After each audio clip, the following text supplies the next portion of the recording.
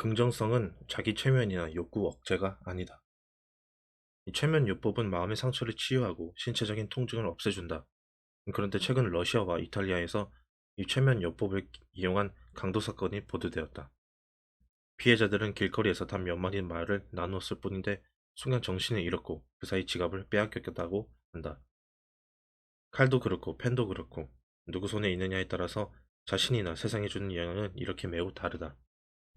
이 긍정 심리학에서 말하는 긍정성만 해도 자신의 삶에 윤기를 보태어 발전하는데 활용하는 사람이 있는가 하면 긍정을 핑계 삼아 아니라고 나태한 모습을 보이는 사람도 있다. 이 최강원 군의 아버지는 신장 투석을 받으셔야 한다. 치료비를 대기에도 빠듯한 형편이어서 학교를 잠시 쉬고 밤낮으로 아르바이트를 해야 했다. 하지만 밝은 표정을 잃지 않고 주어진 일에 최선을 다했다. 그 덕분에 아르바이트 직원으로는 매우 드물게 정식 직원으로 채용되었다. 긍정을 무작정 믿고 기다리는 것으로 이해하는 사람들은 필요한 노력을 하지 않는 채 막연히 밝은 미래를 기대한다. 미국의 사회 비평가 바버라 에런 라이크가 쓴 긍정의 배신이라는 책에서는 기업이나 사회가 무조건적으로 긍정성을 조장하여 불건전한 경제 상황을 부추기고 어려운 사람들의 불행을 다 개인의 문제로 떠넘기면서 그들을 더욱 불행하게 만든다고 지적한다. 우리가 더 비판적이고 방어적인 자세를 취해야 한다는 것이다. 난 그 부분을 읽으며 저자는 긍정성 높은 이들은 모두 바보로 생각하고 있는 건가? 하는 의문이 들었다. 이 긍정적인 사람들이 항상 밝은 모습을 유지하는 것은 무지하고 판단력이 떨어지기 때문은 아니다. 저자가 근거 없는 낙관론을 지적한 것이라 믿고 싶다. 근거 없는 낙관론은 아무런 현실에 대한 비판 의식 없이 모든 걸 조건적으로 해석하고 아무런 노력을 하지 않는 것이다. 행복은 주관적이지만 개인적인 차원의 문제만은 아니다. 국가와 사회의 안정망과 건전성이 전제되어야 가능한 것이다. 이 저자는 개개인이 적극적 관찰자 혹은 감시자가 되어 주도적으로 삶의 큰 밑그림을 개선하자는 취지에서 그런 말을 한 것일 테다. 이 책의 가치는 긍정의 문제점을 개인의 차원을 넘어 사회 문제로 확장했다는 데 있다. 그런데 군데군데 마음이 불편해지는 부분이 있는 것도 사실이다. 20년 넘게 많은 기업과 함께 일해온 나로서는 이해가 잘 되지 않는 부분이다. 내가 대표로 있는 작은 기업에서도 긍정적인 사람들을 선호하는데 그것이 정말 내 편견 때문이었을까? 번역이 잘못된 것은 아닐까? 긍정적인 마음과 밝은 표정으로 일하는 사람과 함께하면 마음이 편하고 대화도 잘 되고 일의 결과도 좋다. 나만 그렇게 느끼는 것은 아닐 것이다. 이런 경험이 쌓여 긍정적인 사람들을 선호하는 오늘을 만든 것은 아닐까? 힘든데도 웃으며 열심히 일하고 큰 소리로 대답해주고 능동적으로 일하는 사람에게 마음이 가는 게 인지상정 아닐까? 긍정적인 사람들을 선호하는 이유는 회사의 편견 때문이 아니라 그냥 사람이라면 그런 성향에 마음이 끌리기 때문이라고 생각한다.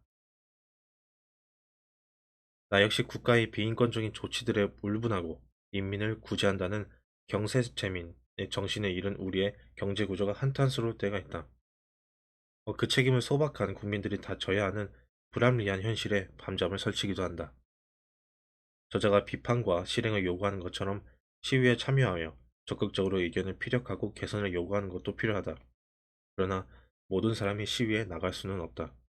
각자가 맡은 자리에서 개선할 수 있는 것들을 개선해 나가는 것도 의미 있는 일이다.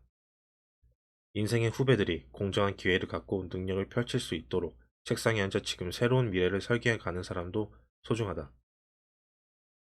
그런데 긍정성 없이는 이 암울한 현실에서 그런 노력을 끝까지 이어가기는 여간 어려운 일입니다. 이 책의 저자처럼 긍정성을 자기 최면이나 욕구 억제로 해석하는 사람들이 종종 있는데 전혀 그렇지 않다. 자기 최면도 욕구 억제도 잘하지 못하는 내가 봐도 긍정성은 그것과는 아주 많이 다르다. 긍정성은 세상을 보는 눈과 마음이 통째로 달라지는 것이다. 긍정성은 문제를 지적하기보다 해결에 주목하고 분쟁이 아니라 대화로 갈등을 풀어나가려는 자세다. 비이성적인 분노를 분출하는 대신 현명한 해결책을 떠올릴 수 있게 한다. 이 긍정적일 때 뇌는 훨씬 능률적으로 작용한다. 부정적인 상태의 심리는 일단 평정심이 아니다. 감정이 5, 이성이 5인 상태가 평정이라면 부정적인 상태는 감정이 6에서 7로 상승한다. 이때 이성은 3에서 4밖에 되지 않는다. 이 화를 뜻하는 영어 anger와 위험을 뜻하는 영어 danger의 철자가 단 한 글자만 다른 것처럼 화가 난 상태에서 내리는 결정은 위험하다. 그렇지 않아도 다혈질적인 기질이 다분하고 억누르고 있는 분노로 군중 심리에 잘 휘몰리는 우리네 가슴에 그 책이 너무 큰 오해를 만들어 요동치게 할까봐 걱정이 크다. 누구나 아는 개미와 배짱이 우화가 있다. 열심히 일한 개미는 잘 살았고 노래만 부르며 놀던 배짱이는 추운 겨울 얼어 죽었다는 이야기다. 우리는 얼어 죽지 않으려고 내내 개미처럼 살아왔다. 그런데 21세기판 개미와 배짱이는 조금 다르다. 열심히 일만 하던 개미는 허리 디스크에 걸려 고생하고 내내 노래하던 배짱이는 음악 심리 치료사가 되어 개미를 치료한다. 개미는 평생 열심히 벌었던 돈을 배짱이에게 치료비로 다 바친다는 것이다. 우스갯소리로만 치부하기에는 시대를 잘 반영하고 있다.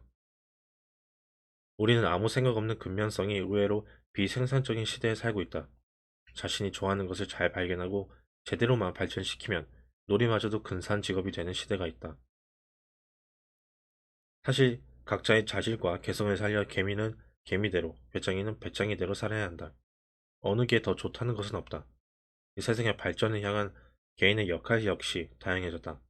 목소리 크다고 이기고 수작만이 세상을 바꾸는 시대도 아니다. 그래서 내 자리에서 가치 있게 세상을 바꾸어 나가는 것이 중요해졌다. 내 삶에서 긍정적인 요소들을 발견하고 더 나은 미래의 청사진을 늘 곁에 두고 내가 가치 있게 생각하는 일에 제대로 몰입해야 할 때다. 직장인이나 학생만이 아니라 정치인과 기업인도 마찬가지다. 그 몰입은 꾸준히 이어져야 한다.